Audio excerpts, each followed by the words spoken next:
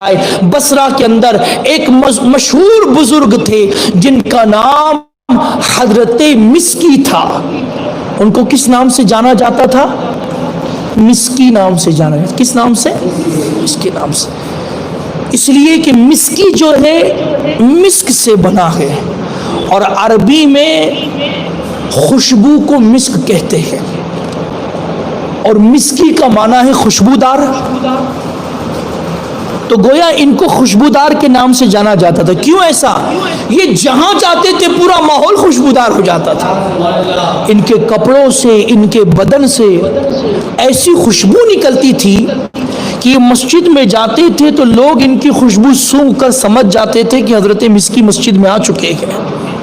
اس قدر ان کے کپڑوں سے خوشبو آتی تھی، ان کے بدن سے خوشبو نکلتی تھی.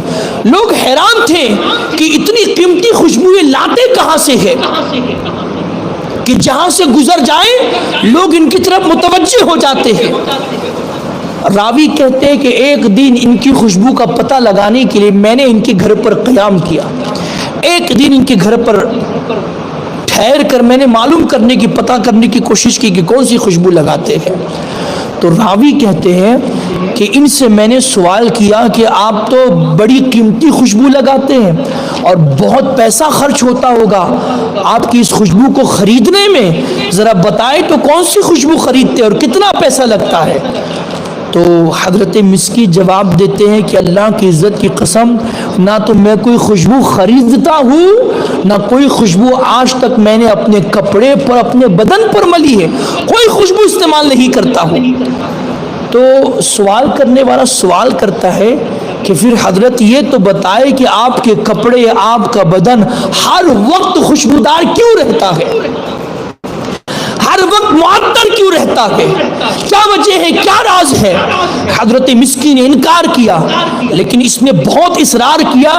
اس لیے حضرت مسکی فرماتے کہ ٹھیک ہے، تمہارا اصرار ہے تو میں تمہیں بتا دیتا ہوں کہ اس کا سبب کیا ہے، اس کا راز کیا ہے، اس کی وجہ کیا. فرماتے ہیں میں بغداد کا رہنے والا ہوں، میں بغداد کا رہنے والا. میرے والد بزرگوار نے میری بڑی اچھی تربیت کی ہے، اسلامی تربیت دی ہے، مجھے اسلامی انداز میں میرے اخلاق کو سنوارا ہے، میرے کردار کو سنوارا ہے، دیندار مجھے بنایا ہے. اور پھر مجھے ایک کپڑے فروخت کرنے والے کی دکان میں کام کرنے کے لیے لگا دیا. میں کپڑوں کی دکان میں خادم کی حیثیت سے، نوکر کی حیثیت سے کام کرنے کے لیے لگ گیا.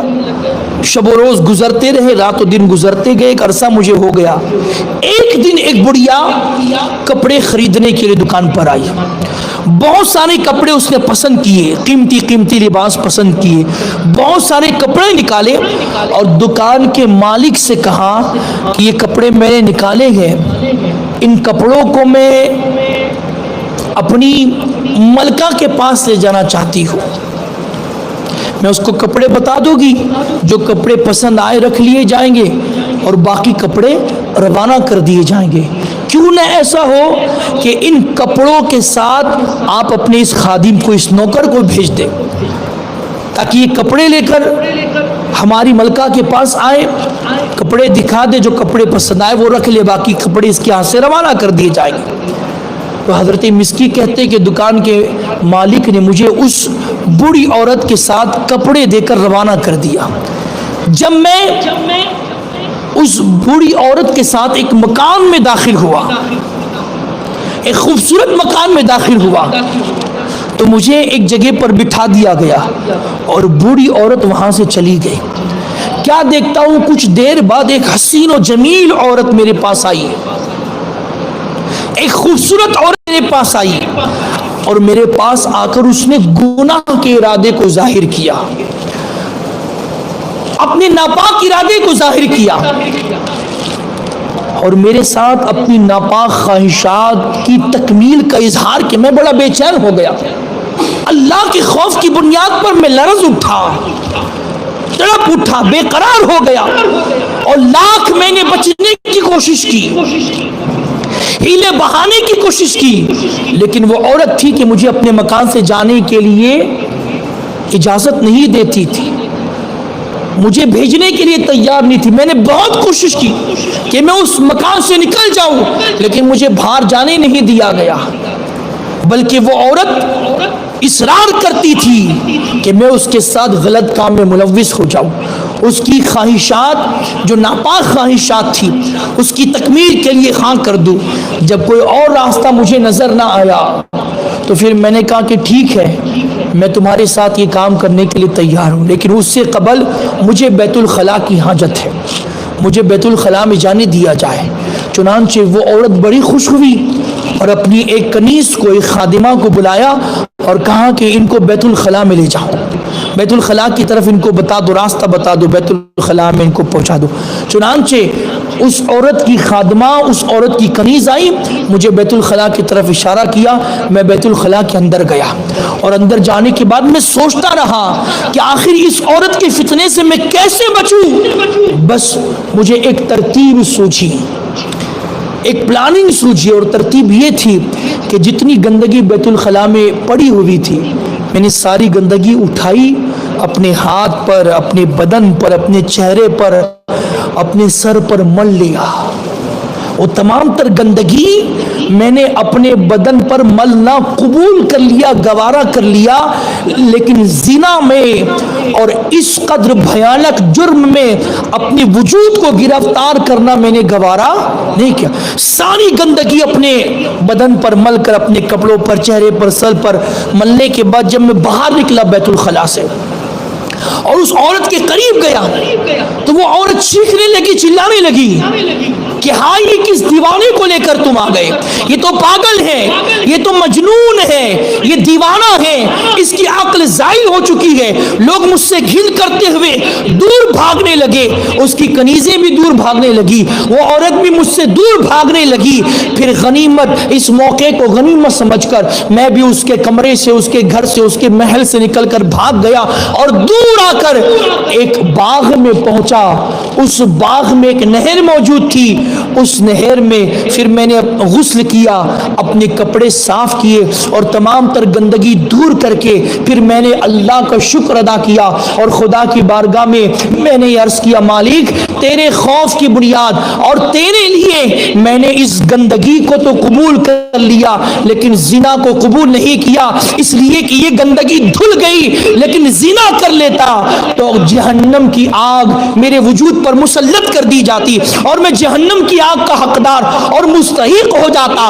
زنا جیسے بھیانک جرم سے بچنے کی بنیاد میں نے اللہ کا شکر ادا کیا, پھر اپنے گھر آ کر سو گیا. جب میں سو گیا تو کیا دیکھتا ہوں, میں خواب دیکھتا ہوں اور خواب میں دیکھ رہا ہوں ایک عظیم الشان شخصیت میرے خواب میں تشریف لا رہی ہے اور وہ اپنا مقدس ہاتھ میرے بدن پر پھیر رہی ہے. سبحان اللہ. میں نے کہا کون ہے؟ تو مجھے بتایا گیا کہ یہ حضرت جبرائیل علیہ السلام ہے. اور چونکہ تو اللہ سے ڈر کر اللہ کے خوف کی بنیاد زنا جیسے بھیانک جرم سے اپنے آپ کو بچا لیا اور اپنے آپ کو بچانے کے لیے تو نے گندگی مل لی لیکن زنا میں مبتلا نہ ہوا, اس لیے اللہ تبارک و تعالیٰ نے حضرت جبرائیل کو بھیجا ہے. حضرت جبرائیل علیہ السلام نے میرے بدن پر یوں ہاتھ پھیرا. جب میں بیدار ہوا تو کیا دیکھتا ہوں کہ میرے کپڑوں سے خوشبو آ رہی ہے, میرے بدن سے خوشبو آ رہی ہے, میرا گھر خوشبودار ہو چکا ہے, میرا گھر معطر ہو چکا ہے. اور اللہ کی عزت کی قسم ایک وہ دن تھا اور یہ آج کا دن ہے, مجھے کبھی خوشبو ملنے کی نوبت ہی نہ ہوئی. حضرت جبریل کے ہاتھ کی یہ برکت ہے کہ میرا بدن بھی خوشبودار ہے, میرا کپڑا بھی خوشبودار ہے اور میں جہاں جاتا ہوں وہ سارا ماحول خوشبودار ہو جاتا ہے. پتا چلا کہ زنا سے بچنا یہ خدا کو کتنا پسند ہے کہ جو زنا سے بچے. اللہ تعالی حضرت یوسف علیہ السلام کو کبھی بھیج کر ایسے بندے کی عزت افزائی کرتا ہے, کبھی حضرت جبرائیل علیہ السلام کو بھیج کر ایسے بندے کی عزت افزائی کرتا ہے. لیکن بڑی معذرت کے ساتھ آج قوم کے 14 اور 15 سال کے بچے زنا جیسے بھیانک جرم میں گرفتار ہو چکے ہیں.